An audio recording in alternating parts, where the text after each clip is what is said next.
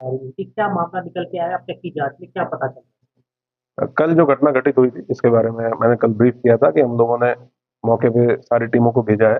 5 टीमें गठित की गई हैं जो ये चेक कर रही हैं कि क्या क्या एविडेंस हमारे पास अवेलेबल है। जो मौके पे खोखे बरामद हुए हैं उनको भी एफएसएल भेज के जानकारी करने का प्रयास किया जा रहा है कि किस प्रकार का असला, किस प्रकार की पिस्टल इस घटना में यूज हुई होगी। परिवार से भी मैंने अलग से बातचीत की है, उनकी उनकी अगर कोई आशंकाएं हैं उनके बारे में जानने के लिए। एक स्पीड ट्रैफिक के नेतृत्व में छठी टीम हम लोगों ने सीसीटीवी कैमरा के लिए लगाई है, क्योंकि वो एक बहुत महत्वपूर्ण एविडेंस हमारे पास है, जिसके माध्यम से जो ICCC का कंट्रोल रूम है और अन्य भी जो प्राइवेट लोगों के कैमरे लगे हुए हैं, हम लोगों के कैमरे लगे हुए हैं, उनसे महत्वपूर्ण फुटेज प्राप्त हो, ताकि जो वाहन यूज हुआ है और जो लोग घटना करने के लिए आए हैं उनके बारे में उनका हुलिया पता करने में हम लोगों को मदद मिल सके।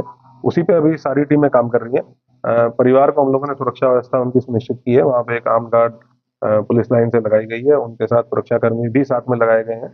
और ये 6 की 6 टीमें हैं, लगातार सीनियर ऑफिसर्स के द्वारा सुपरवाइज किया जा रहा है। और हम लोग उम्मीद कर रहे हैं कि जल्दी हम लोग घटना का अनावरण करें। घटना किस प्रकार से हुई, क्यों हुई, कौन लोग इसके पीछे थे, इसके बारे में विस्तृत जानकारी हम लोग निकाल पाएंगे जब घटना का अनावरण होगा और अपराधी पकड़े जाएंगे। उनसे डिटेल में पूछताछ की जाएगी। तो क्या लगता है विदेशी पिस्तौल से फायरिंग हुई है क्या?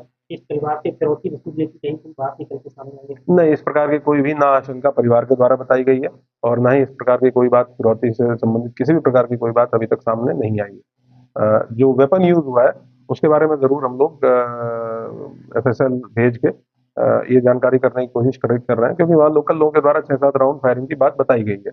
और कुछ लोगों के अलग अलग वर्जन है मौके पे, लेकिन जो फील्ड यूनिट के द्वारा भी वहाँ पे मौका मुआयना किया गया, उनका भी ओपिनियन है कि मल्टीपल राउंड वहाँ पे फायरिंग हुई है। तो कौन सा वेपन इसमें यूज होता है इसके संबंध में कंक्लूसिवली बताना तभी पॉसिबल हो पाएगा जब जो हमें वहाँ खाली खोखे मिले हैं उनका एक बार टेस्ट हो जाए कि किस तरह का वेपन उसमें यूज हुआ है। 9mm के कुछ खोखे मौके से बरामद हुए हैं, तो ये तो क्लियर है कि पिस्टल उसमें यूज हुई है, लेकिन कौन सी पिस्टल यूज हुई है इसके बारे में कंक्लूसिवली अभी बताना पॉसिबल नहीं होगा।